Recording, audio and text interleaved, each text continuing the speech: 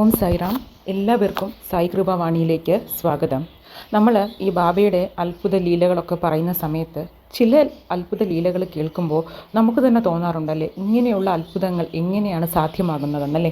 പക്ഷേ നമ്മൾ കുറച്ചുകൂടി ചിന്തിക്കുന്ന സമയത്ത് ബാബയെ പോലുള്ളൊരു മഹാസദ്ഗുരുവിന് സാധിക്കാത്തതായി ഒന്നും തന്നെയില്ല. നമ്മുടെ ജീവിതത്തിൽ എന്തൊക്കെ മാറ്റങ്ങളാണോ വരുത്തേണ്ടത്, അത് ഏത് രീതിയിലായാലും ബാബയ്ക്ക് അതൊക്കെ വളരെ നിഷ്പ്രയാസം നമുക്ക് വേണ്ടി ചെയ്തു തരാൻ സാധിക്കും എന്നുള്ളതാണ്. ഇത് ഒരു ഭക്തനുണ്ടായതോ അല്ലെങ്കിൽ രണ്ടുപേർക്കോ സംഭവിക്കുന്നതല്ല. ബാബയുടെ എല്ലാ ഭക്തന്മാരും ഏതെങ്കിലും അവരുടെ ജീവിതത്തിൽ എപ്പോഴെങ്കിലും ബാബയുടെ ആ ഒരു അത്ഭുത സാന്നിധ്യം തിരിച്ചറിയാത്ത ഒരു ബാബാ ഭക്തരും ഉണ്ടാകില്ല. അങ്ങനെ നമുക്ക് കേൾക്കുമ്പോൾ തന്നെ വളരെ അത്ഭുതം തോന്നുന്ന ഒരു ലീലയെ പറ്റിയാണ് ഞാനിന്ന് പറയുന്നത്. ഇത് നടക്കുന്നത് ശൈലേഷ് എന്ന് പറയുന്ന ഒരു ഭക്തൻ്റെ ജീവിതത്തിലാണ് കേട്ടോ. അദ്ദേഹം ഷിരഡിയിൽ വരികയാണ്. ഒരിക്കൽ ഷിരഡിയിൽ വരുന്നു, സമാധി മന്ദിർ ദർശിക്കുന്നു. അവിടെ നിന്ന് നേരെ അദ്ദേഹം പോകുന്നത് ചാവടിയിലേക്കാണ്. ഞാൻ ഇന്നലെ പറഞ്ഞല്ലോ, ചാവടിയുടെ പ്രത്യേകതകളും ഒക്കെ ഞാൻ ഇന്നലത്തെ വീഡിയോയിൽ പറഞ്ഞതാണ്. അപ്പോൾ ഈ ചാവടിയിൽ പോയി അദ്ദേഹം ചാവടിയിൽ സൂക്ഷിക്കുന്ന ബാബയുടെ ഒരു ഫോട്ടോ എന്ന് പറയുമ്പോൾ നിങ്ങൾക്ക് മനസ്സിലാവാൻ വേണ്ടിയാണ് ഞാനത് പറയുന്നത്. ഒപ്പം ബാബയോട് മനസ്സറിഞ്ഞ് ക്ഷമ ചോദിക്കുകയാണ്. കാരണം ഇന്നും ജീവനോട് ഉണ്ട് ബാബ.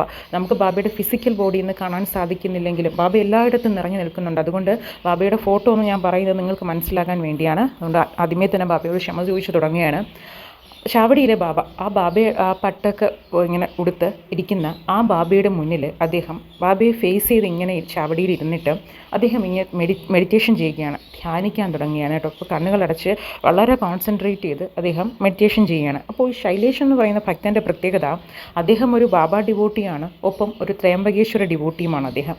അപ്പോൾ അദ്ദേഹത്തിൻ്റെ കൂടെ രണ്ടുപേരുടെയും ആ ഒരു ഭക്തി അദ്ദേഹത്തിനുള്ളിൽ എപ്പോഴും ഉണ്ട്, രണ്ടുപേരോടുമുള്ള ഭക്തി. അപ്പോൾ അദ്ദേഹം ഇങ്ങനെ മെഡിറ്റേറ്റ് ചെയ്യുന്ന സമയത്ത് പെട്ടെന്ന് ആരും അദ്ദേഹത്തിൻ്റെ പേര് വിളിക്കുന്നതായിട്ട് അദ്ദേഹത്തിനൊരു തോന്നൽ. അപ്പോൾ ആദ്യം അദ്ദേഹം വിചാരിച്ചത്, ഒന്ന് കണ്ണു തുറന്ന് നോക്കി, അവിടെ എങ്ങും ആരുമില്ല. അപ്പോൾ മേ ബി അദ്ദേഹം നല്ലൊരു കോൺസെൻട്രേറ്റ് ചെയ്ത് ധ്യാനിക്കുന്നത് കൊണ്ട് അദ്ദേഹത്തിന് ചിലപ്പോൾ തോന്നിയതാകാം എന്ന് കരുതി വീണ്ടും തിരികെ അദ്ദേഹം മെഡിറ്റേഷനിലോട്ട് പോവുകയാണ്. വീണ്ടും ഇങ്ങനെ മെഡിറ്റേഷനിലിരിക്കുന്ന സമയത്ത് വീണ്ടും അദ്ദേഹത്തിൻ്റെ പേര് വിളിക്കുന്ന ഒരു സൗണ്ട് കേൾക്കുന്നുണ്ട്. അപ്പോൾ അദ്ദേഹം കണ്ണു തുറന്ന് നോക്കുമ്പോൾ അങ്ങനെ അദ്ദേഹത്തെ അറിയാവുന്നവരും അങ്ങനെ തന്നെ ആരും തന്നെ അവിടെ ഇല്ല. പക്ഷേ സൗണ്ട് എന്ന് പറയുന്നത് വളരെ സ്ട്രോങ്ങും പവർഫുള്ളുമായിട്ടുള്ളൊരു സൗണ്ട്. അപ്പോൾ അദ്ദേഹം കാണുമ്പോൾ ചാവടി ബാബയാണ് അദ്ദേഹം കാണുന്നത്. അപ്പോൾ അദ്ദേഹം നോക്കുന്ന സമയത്ത് അദ്ദേഹത്തിൻ്റെ കണ്ണുകളെ തന്നെ അദ്ദേഹത്തിന് വിശ്വസിക്കാൻ സാധിക്കുന്നില്ല. ആ ബാബയുടെ ചുണ്ടുകൾ അനങ്ങുന്നുണ്ട്, എന്തോ സംസാരിക്കുന്നുണ്ട് അദ്ദേഹത്തെ നോക്കി. അപ്പം അദ്ദേഹത്തിന് ആകെ കൺഫ്യൂഷനായി. ഇത് എനിക്ക് തോന്നുന്നതാണോ, ഞാനിങ്ങനെ മെഡിറ്റേഷൻ ചെയ്തതുകൊണ്ട് എനിക്ക് തോന്നുന്നതാണോ, അതോ ഞാൻ സ്വപ്നമാണോ കാണുന്നത്, അതെങ്ങനെയാണ് സാധ്യമാകുന്നത്, ബാബ എന്നോട് സംസാരിക്കുക, അത് എനിക്ക് നേരിൽ കാണാൻ പറ്റുക എന്നൊക്കെ പറയുന്നത് എങ്ങനെയാണ് എനിക്ക് സാധ്യമാകുന്നത്. പക്ഷേ അയാൾ നോക്കും തോറും ബാബയുടെ ആ ചുണ്ടുകൾ ഇങ്ങനെ അനങ്ങിക്കൊണ്ടിരിക്കുകയാണ്. അപ്പോൾ അദ്ദേഹം ആ ഒരു സിറ്റുവേഷൻ ഒന്ന് ആലോചിച്ച് നോക്കും, നമുക്കാണ് ഈ ഒരു എക്സ്പീരിയൻസ് ഉണ്ടാവുന്നതെങ്കിൽ നമ്മൾ എന്തായിരിക്കും ചെയ്യുന്നത്. അങ്ങനെ ഒരു കൺഫ്യൂഷനിലിരിക്കുന്ന സമയത്ത് അദ്ദേഹം പെട്ടെന്ന് കണ്ണുകൾ അടയ്ക്കുകയാണ്. എന്താണിതെന്ന് മനസ്സിലാക്കാതെ കണ്ണുകളടച്ച് ഇങ്ങനെ ശ്രദ്ധിക്കുന്ന സമയത്ത് ബാബ അദ്ദേഹത്തോടായി സംസാരിക്കുകയാണ്. ഞാൻ തന്നെയാണ് ത്രയംബകേശ്വരനും, അത് നീ ഇന്ന് മനസ്സിലാക്കുക. അതുപോലെ തന്നെ ഇന്ന് തുടങ്ങി അങ്ങോട്ട് നിൻ്റെ ജീവിതത്തിൽ ഞാനൊരു സുഗന്ധമായി എന്നും നിന്നോടൊപ്പം ഉണ്ടായിരിക്കും എന്ന് പറയുന്നു. ആ സൗണ്ട് പിന്നെ കേൾക്കുന്നില്ല. അപ്പോൾ അദ്ദേഹം ആലോചിക്കുന്നത്, ഞാൻ തന്നെയാണ് ത്രയംബകേശ്വരൻ എന്ന് ബാബ പറയുന്നതിൽ ഓക്കെ. കാരണം നമ്മൾ ഇത് മഹാസമാധിക്ക് ശേഷമാണ്.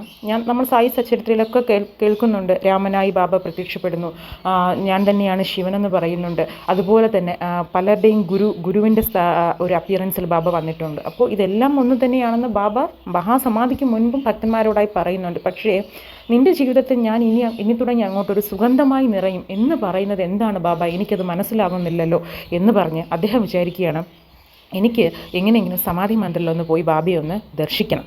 അങ്ങനെ അദ്ദേഹം നടക്കുന്ന സമയത്ത് അദ്ദേഹം പറയുകയാണ്, ബാബ എനിക്ക് സമാധി മന്ദിറിൽ വരുമ്പോൾ എനിക്ക് ബാബയുടെ വെറുമൊരു ദർശനമല്ല വേണ്ടത്, ബാബയുടെ പാദങ്ങളിൽ തൊട്ട് നമസ്കരിക്കാൻ എനിക്ക് സാധിക്കണം. പാദങ്ങളെന്ന് ഉദ്ദേശിക്കുന്നത്, നമ്മൾ ഷിരഡിയിൽ പോകുന്ന സമയത്ത് സമാധി മന്ദിറിൽ ലെഫ്റ്റ് സൈഡിൽ ബാബയുടെ സമാധിയോട് ചേർന്നിരിക്കുന്ന ബാബയുടെ പാദുക, അതാണ് ശൈലേഷ് ഉദ്ദേശിക്കുന്നത്. കാരണം നമ്മൾ ലെഫ്റ്റ് സൈഡ് പോകുന്ന സമയത്ത് നമുക്ക് ബാബയുടെ പാദുകങ്ങളും തൊട്ട് നമസ്കരിക്കാൻ സാധിക്കും, ബാബയുടെ സമാധിയും നമസ്കരിക്കാൻ സാധിക്കും. റൈറ്റ് സൈഡിലോട്ടാണ് പോകുന്നതെങ്കിൽ നമുക്ക് സമാധി മാത്രമേ തൊടാൻ സാധിക്കുകയുള്ളൂ. അപ്പോൾ ഇദ്ദേഹം പറയുകയാണ്, അതുപോലെ തന്നെ ഈ ആരതി കഴിയുന്ന സമയത്ത് ജെൻസ് ലെഫ്റ്റ് സൈഡിലൂടെയും ലേഡീസിന് റൈറ്റ് സൈഡിലൂടെയുമാണ് പുറത്തേക്ക് ഇറങ്ങുന്നത്.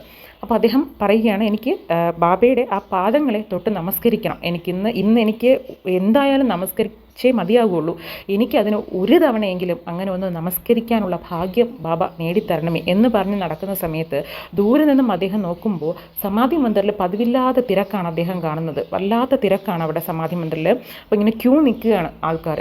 അപ്പോൾ അദ്ദേഹം വിചാരിക്കുകയാണ്, ഈ തിരക്കിൽ ഞാൻ എങ്ങനെയാണ് ബാബയുടെ പാദങ്ങൾ തൊട്ട് നമസ്കരിക്കാൻ എന്നെക്കൊണ്ട് സാധിക്കുന്നത്. പക്ഷേ എനിക്കൊരു ആ ഭാഗ്യം ഇന്ന് ബാബ എനിക്ക് അനുവദിച്ചേ മതിയാകൂ. കാരണം ബാബ ഇന്ന് എന്നോട് നേരിൽ സംസാരിച്ചൊരു ദിവസമാണ്.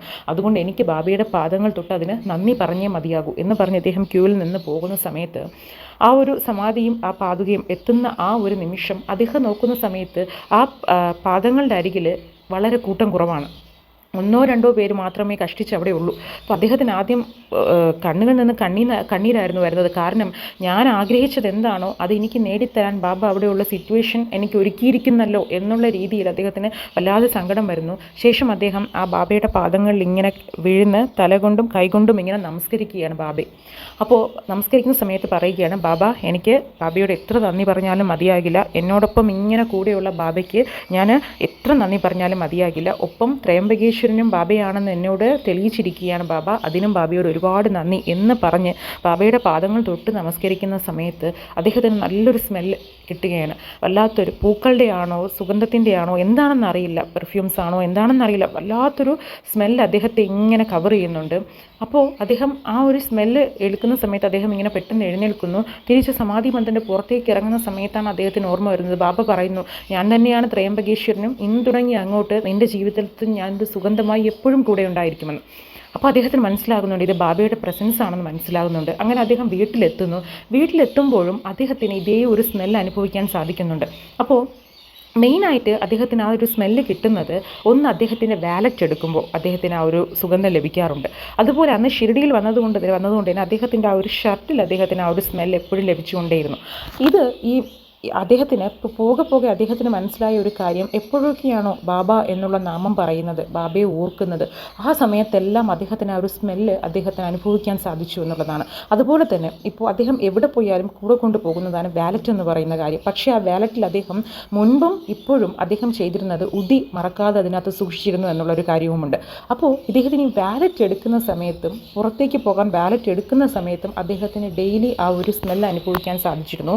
അപ്പോൾ അദ്ദേഹത്തിന് മനസ്സിലായി ബാബ ഒരു സുഗന്ധത്തിൻ്റെ രൂപത്തിൽ എൻ്റെ കൂടെ എന്നോടൊപ്പം തന്നെ സദാ ഉണ്ട് എന്നുള്ളത് അദ്ദേഹത്തിന് മനസ്സിലായി. അതിനുശേഷം അദ്ദേഹത്തിൻ്റെ ജീവിതത്തിൽ നടക്കുന്ന നല്ല നല്ല കാര്യങ്ങളായിക്കോട്ടെ, എല്ലാ സുഖത്തിലും ദുഃഖത്തിലും അദ്ദേഹത്തിന് ഒരുപോലെ ആ ഒരു സ്മെല്ല് അനുഭവിക്കാൻ സാധിച്ചു എന്നുള്ളതാണ് കേട്ടോ. അപ്പോൾ ഇതിൽ നിന്ന് നമ്മൾ മനസ്സിലാക്കേണ്ടത് ബാബയുടെ പ്രസൻസ് നമ്മുടെ ജീവിതത്തിൽ പല രൂപങ്ങളിലായിരിക്കും നമുക്ക് അനുഭവിക്കാൻ സാധിക്കുന്നത്.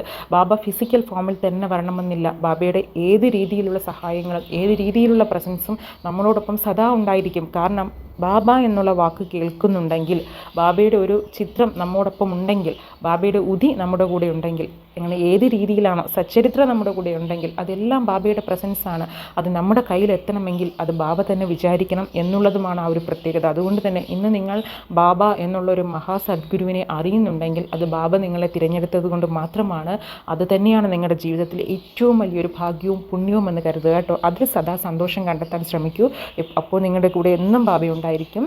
ഒപ്പം ഈ വീഡിയോ കേൾക്കാൻ സാധിച്ച എല്ലാവർക്കും ബാബയുടെ എല്ലാവിധ അനുഗ്രഹങ്ങളും ഉണ്ടാകട്ടെ. ഓം സായിറാം.